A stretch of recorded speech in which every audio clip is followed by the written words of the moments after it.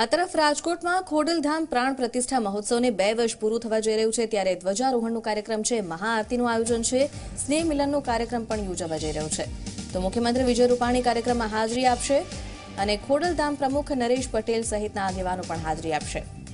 2 દિવસની પદયાત્રા પણ યોજવામાં આવી હતી, જે પૂર્ણ થયા બાદ આજે પદયાત્રીઓ સહિત લોકો મહાઆરતીમાં પણ જોડાશે।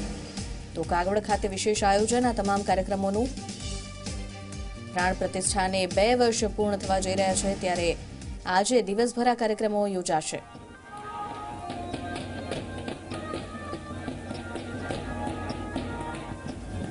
તો આ દ્રશ્યો રાજકોટ ખોડલધામના અને ખોડલધામ ખાતે આજે વિશેષ કાર્યક્રમોનું જે આયોજન કરવામાં આવ્યું છે। પ્રાણ પ્રતિષ્ઠા મહોત્સવને 2 વર્ષ પૂર્ણ થવા પર ધ્વજારોહણનો કાર્યક્રમ પણ છે, જેમાં મુખ્યમંત્રી વિજય રૂપાણી પણ હાજરી આપશે। તો આ સાથે ટ્રસ્ટના તમામ સભ્યો આગેવાનો પણ ઉપસ્થિત રહેશે, નરેશ પટેલ હાજર રહેશે। સ્નેહ મિલનનું ખાસ આયોજન કરવામાં આવ્યું છે। દિવસભર આજે વિવિધ કાર્યક્રમો અહીં યોજાયા છે।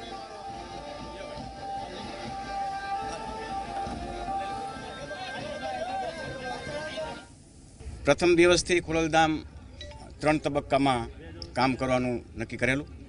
પહેલો તબક્કો મંદિર અને પછી એના પછીના તબક્કામાં શિક્ષણ અને કૃષિ માટેની વાત હતી અને એ રાજકોટ સ્થિત રાજકોટથી 20 કિલોમીટર દૂર અમરેલી ગામે 50 એકર જેટલી જગ્યા અમે અત્યારે ખરીદી લીધી છે અને ત્યાં શિક્ષણ અને કૃષિનું કામ ઝડપભેર ચાલુ થશે। આજે ઓલ ઇન્ડિયા કન્વીનર મીટ છે, એટલે કે આખા દેશમાંથી જ્યાં જ્યાં લેવા પટેલ સમાજનું અમારું મહત્ત્વના લોકો રહે છે ત્યાંથી જે કન્વીનરનો હોદ્દો અને જે સહકન્વીનરનો હોદ્દો એની સાથે જે લોકો કાર્યરત ટીમ છે, ટીમ આજે અહીંયા આવી પહોંચી છે અને એના થોડા માર્ગદર્શનના સેમિનાર સાથે સાથે સમાજ ઉત્કર્ષની થોડી વાતો સ્ટેજ ઉપરથી અમે કરવાના છે। આજનો એ પ્રોગ્રામ છે સ્પેશિયલ કે જે 2017માં કાર્યક્રમ હતો, એમાં જે વ્યક્તિઓએ કન્વીનરોએ સેવાઓ આપી છે એના માટેનો ઇન્ડિયા કન્વીનર મીટ એવું નામ આપેલું છે અને એ મીટિંગ એટલે કે કન્વીનરોને ખાસ પ્રોત્સાહન આપવા માટેનો આજનો આ કાર્યક્રમ છે। જે આપણે ભવનેથી પદયાત્રિકો નીકળ્યા છે, તેમની સેવાઓ, તેમની ભક્તિ, તેમની લાગણી જોઈ અને ખૂબ જ હર્ષ અને ઉલ્લાસ સાથે આ આપણી એક યાદગાર રૂપ બની રહે તેવી માં ખોડલ પાસે આપણી પ્રાર્થના કે આજ લેવા પટેલ રહેવું એક ગર્વની વાત છે અમારા માટે, કે અમે ખુદ એમ કહી શકીએ કે અમે લેવા પટેલના દીકરા દીકરીઓ છીએ। એના માટે આજે ખોડલમાં એ અમારું પ્રતીક છે કે ક્યાંય પણ જાઓ આખા વિશ્વમાં એમ કહી કે અમે લેવા પટેલ તો ખોડલધામ યાદ આવે આવે ને આવે।